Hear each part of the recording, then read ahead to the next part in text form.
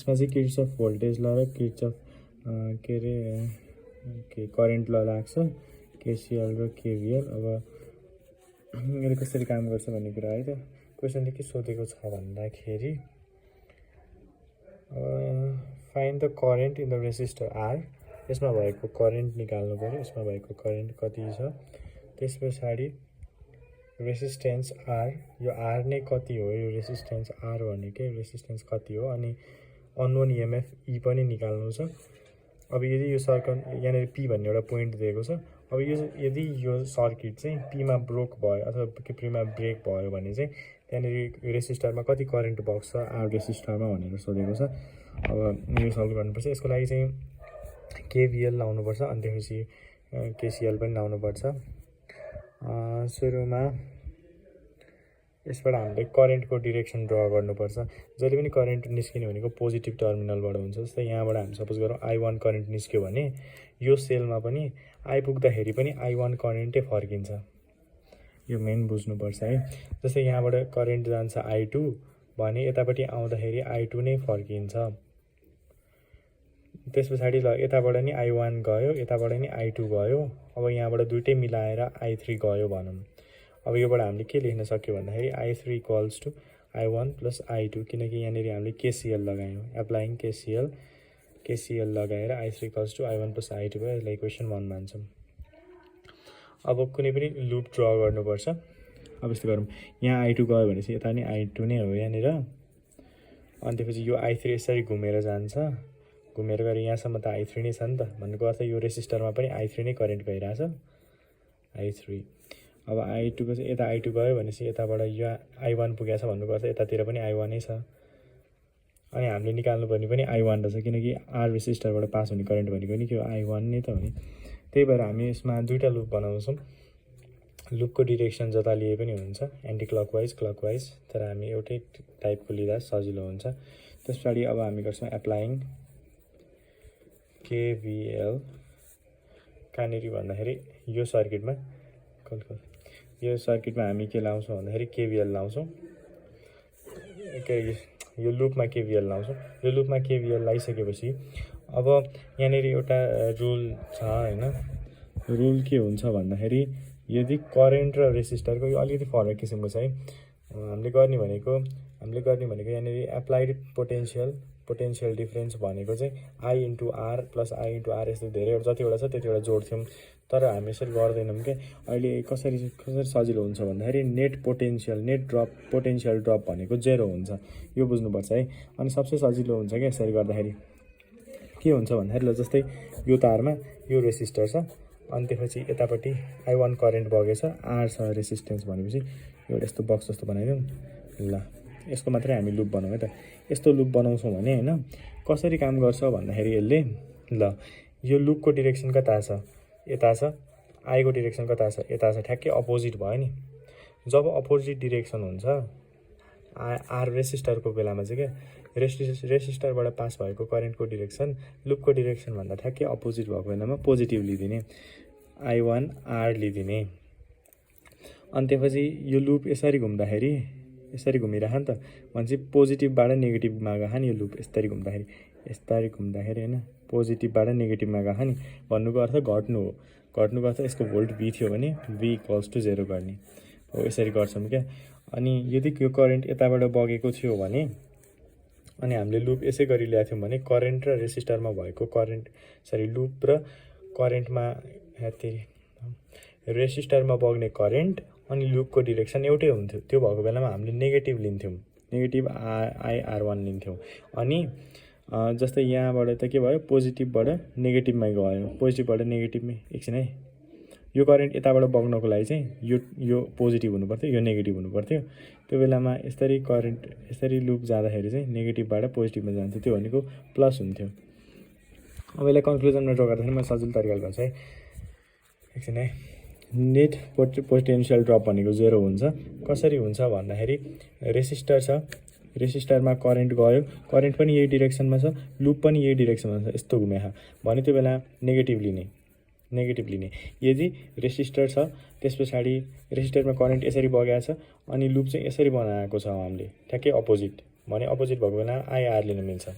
अनि जब भोल्टेजको कुरा आउँछ नेगेटिभदेखि यस्तो जस्तै यो छ भने अनि हामीले यसरी लुप बनाएका छौँ भने यो जाँदाखेरि त यसरी गयो नि त, यसरी भने मतलब पोजिटिभलाई सुरुमा छोयो, पोजिटिभबाट नेगेटिभमा गयो। पोजिटिभ भनेको ठुलो जस्तो नेगेटिभ भनेको सानो हो नि त हायर पोटेन्सियल होइन। अनि पोजिटिभबाट नेगेटिभमा जानु भनेको त घट्नु हो नि त, त्यो घटेकोलाई नेगेटिभ भी लिने हो क्या। अनि यदि यस्तो टाइपको छ तर हामीले लुप कसरी लियौँ भन्दाखेरि नेगेटिभ हुने गरी यस्तरी लियौँ है त, यसरी लियौँ भने सुरुमा यसले टच गर्ने भनेको नेगेटिभबाट पोजिटिभमा जान्छ भने यति बेला प्लस हुन्छ। यति कुरा बुझ्नुपर्छ है त। अब हामी यसमा काम गर्छौँ। यसमा गर्दाखेरि यो लुप यसरी घुमेको छ, यहाँबाट सुरु गरौँ न त। करेन्टको डिरेक्सन अनि लुपको डिरेक्सन के छ, एउटै छ भनेपछि नेगेटिभ लिन्छौँ हामी, -I1R हुन्छ। त्यस पछाडि यसरी घुम्या भनेपछि नेगेटिभबाट पोजिटिभमा गयो, यहाँनिर त नेगेटिभबाट पोजिटिभमा जानु भनेको बढ्नु हो, त्यही भएर +28 भोल्ट लिन्छौँ। अनि त्यसपछि अझै पनि छ, यो लुप कम्प्लिट भएको छैन, त्यही भएर हामी यसरी जान्छौँ होइन। यसरी जाँदाखेरि यहाँनिर यसरी घुम्ने क्रममा यसरी घुम्ने बेलामा त पोजिटिभबाट नेगेटिभमा गयो नि त, भन्नुको अर्थ ड्रप भयो नि त, -E गर्नु पऱ्यो। अनि अर्को भनेको अब यो एउटा छ, यसमा करेन्टको डिरेक्सन कतापट्टि छ, यतापट्टि छ, यसको पनि डिरेक्सन त्यतैपट्टि छ कि होइन, एकछिन। यसमा करेन्टको डिरेक्सन यतापट्टि छ अनि यो लुप चाहिँ यस्तो छ, यस्तो भन्नुको अर्थ यस्तो भएपछि यतापट्टि छ नि त, डिरेक्सन अपोजिट भयो। अपोजिट भएपछि के गर्छौँ हामी, प्लस गर्छौँ। प्लस यसमा एकछिन 4 एम्पियर करेन्ट बग्छ अरे, 4 एम्पियर करेन्ट बग्छ अनि 6 भोल्ट के अरे 6 ओम चाहिँ रेसिस्टेन्स छ भने त्यो भनेको I/R 4/6 गर्छौँ, यो भनेको 0 भयो। यति गर्नुपर्छ। त्यस पछाडि अब यसमा गर्ने भनेको दुइटै यसलाई यो नेगेटिभ टर्महरू मात्रै लैजाउँ। E + I1R = कति हुन्छ, 24 + 26 भनेपछि 52 भयो। अब यसलाई हामीले इक्वेसन 2 मान्छौँ। अब यहाँबाट हामीलाई के थाहा भयो भन्दाखेरि होइन, क्वेसनमा हामीले के बनाएको छौँ भन्दाखेरि यता हामीले I2 आउँछ भनेर बनाएको छौँ, I2 यताबाट आउँछ, तर क्वेसनले हामीलाई पहिले 4 एम्पियर दिएको छ भनेपछि I2 भनेको 4 एम्पियर रहेछ भन्ने पनि थाहा भयो। I2 भनेको 4 एम्पियर रहेछ। अनि त्यो भएपछि यो भ्याल्यु लगेर हामीले यता राख्न सक्छौँ, तर अहिले यति इम्पोर्टेन्ट छैन। अब अर्को लुपतिर हेरौँ है। अर्को लुपलाई म एकदम सफा गरी बनाउँछु यतापट्टि।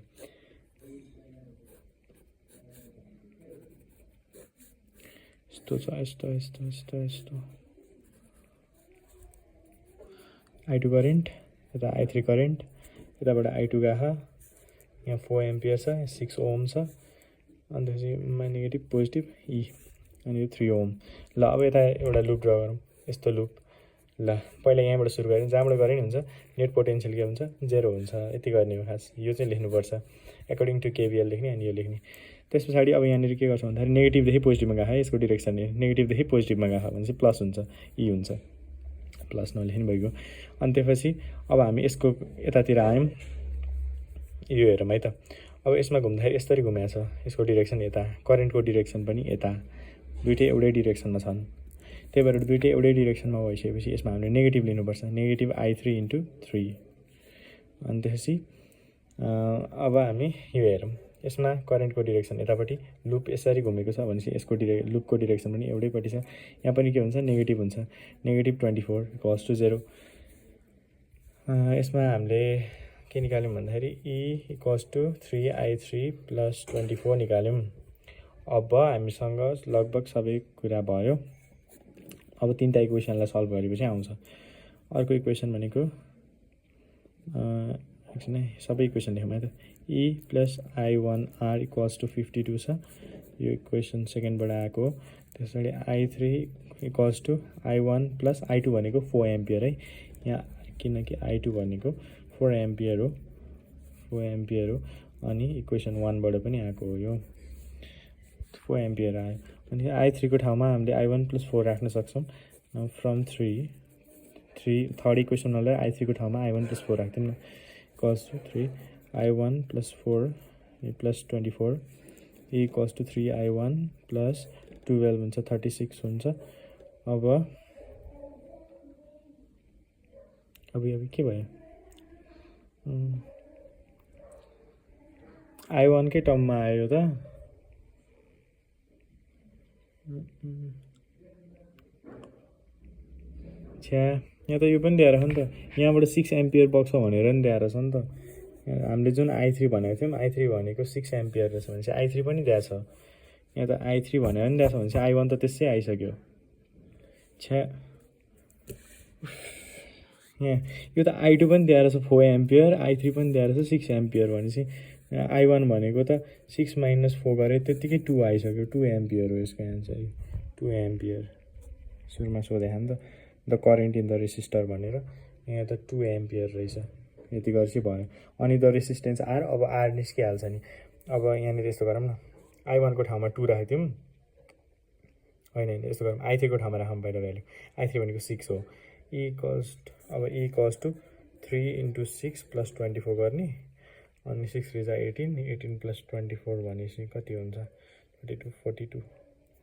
42 हुन्छ होला त्यस पछाडि e भनेको 42 हुन्छ भने हामीले r निकाल्नु पर्यो अब यसमा लगेर 42 राख्ने 42 + 2r = 52 गर्ने r भनेको 5 ओम आउँछ यो सल्भ गर्ने हो कि यति लुप चाहिँ बनाउन जान्नु पर्यो 5 ओम आयो होइन द अननोन इएमएफ e निकाल्नु पर्यो e पनि निस्किन्छ अब पीमा ब्रेक भयो भने के हुन्छ भन्ने हो यहाँनिर यदि यो सर्किट यहाँनिर ब्रेक भयो भने यति पुरैले काम गर्दैन यदि पुरैले काम गर्दैन अनि खाली कस्तो सर्किट बन्छ त भन्दाखेरि हाम्रो यस्तो सर्किट मात्रै बाँकी रहन्छ अब यस्तो यस्तो यस्तो यस्तो यस्तो सिधै तलको क्या बिचको छँदै छैन हो यस्तो सर्किट बन्छ यताबाट i1 करेन्ट आउँछ यताबाट i1 नै करेन्ट जान्छ यताबाट यस्तै सिधै i1 नै करेन्ट पुग्छ यहाँसम्म 28 भोल्टै हो रेसिस्टेन्स आरै हो अब यसमा केही पनि गर्नु पर्दैन